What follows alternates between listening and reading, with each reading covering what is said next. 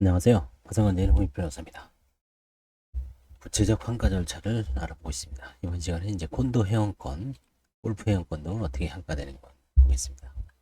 콘도 회원권의 경우 대법원 매각공고 사이트보다는 회원거래소 사이트, 동부회원권 거래소 등 혹은 국토교통부 부동산 실거래가 조회 등기된 콘도 등 인터넷 회원거래소, 회원권 관리회사의 문의 등을 통해 해당 회원권의 매도 시세를 확인하여 평균 시세를 확인하고 거래소에 매수 자물쇠 협조 요청하여 매수 희망자를 정하여 임의계약서를 진행합니다.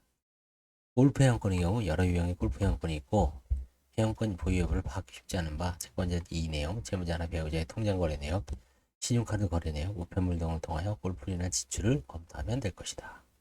뭐 드물죠 사실. 비상장 주식. 비상장 주식은 증권회사가 통일 주권을 관리하고 매매 대상으로 취급하는 주식인지 여부, 주식 양도에 이사의 승인이 필요한 것인지 여부, 이사의 승인 가능 여부를 파악할 필요가 있습니다. 파상관제인은 채무자의 계좌 통합 관리 서비스 조회 결과를 통한 증권거래 내역을 확인하고 채무자로부터 증권거래를 하며 필요한 자료를 이전받는 절차를 진행한 다음 환가 절차를 진행해야 됩니다. 주로 이제 상속재산 파산의 경우에 주식 같은 게 있을 수가 있죠. 저도 예전에 상속재산 파산했을 때 증권회사에서 그때 이제 그분이 미국 주식을 갖고 있었습니다. 그래서 그 삼성증권 중구에 있는 어떤 지점에 가서 직접 이제 그 다 매도하고 그때의 가격으로 환가를 한 기억이 있습니다. 그 경우 장외 주식 거래 사이트에서 거래되는 비상장 주식 경우 장외 주식 거래 사이트를 통해 매각 절차를 진행하거나 증권회사 측에게 매도 의뢰를 하고 주식 거래 사이트에 취급하지 않으면 특수관계에 있는 사람들, 주로 뭐 다른 주주나 주주에게 임의 매각을 권유하는 방법을 속하죠. 상속재산 파산 사건에서 본 관제인이 망인이 거래에 대한 증권회사를 방문하여 파산관제인 명의 주식계좌를 개설, 망인 주식 이전, 증권회사의 매도 의뢰 및 공개 매각을 통한 매도, 비상장 주주 명부의 확보와 지인대의 매각 시도 등을 수행한 적이 있으며 그 과정에서 망인이 한국증권회사를 통한 중국 펀드의 가입, 중국 펀드의 중국 회사들에 대한 투자, 중국 증권회사와 협력의 어려움과 여러 거래 가액의 소액으로 인한 한가 포기를 처리한 적이 있다. 그렇죠?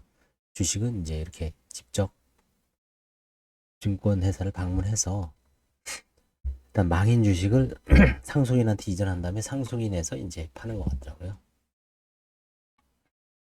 예를 들어서 나스닥이다, 뭐 코스피다 그러면 그 시대의 어떤 11시 18분에 이제 가격으로 체결을 하는 거죠. 그런 식으로. 그 당시에 가장 인접한 거래 가격으로. 비상장 주식의 경우 시가의 변동폭이 매우 크므로 인터넷 검색 등을 잘 할 필요가 있다. 비상장 주식을 하는 데가 이제 증권 플러스 KOTC, 38 커뮤니케이션 등이 있고 38 커뮤니케이션은 개인 간 거래를 취급한다고 합니다. 채권자가 비상장 주식을 환가하기 위하여 주식 현금화 명령 등을 신청하였다가 취함에 따라 현재 비상장 주식의 매각 절차를 진행 중인 사건은 손해생법은 이런 사건이 있다고 합니다.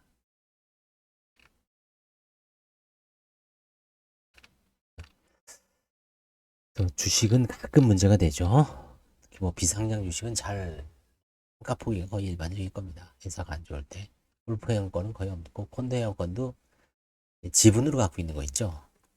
대명 콘도 정도만 이제 수천만 원 정도 되고 나머지는 뭐 1, 200만 원으로서 거의 가치가 없습니다.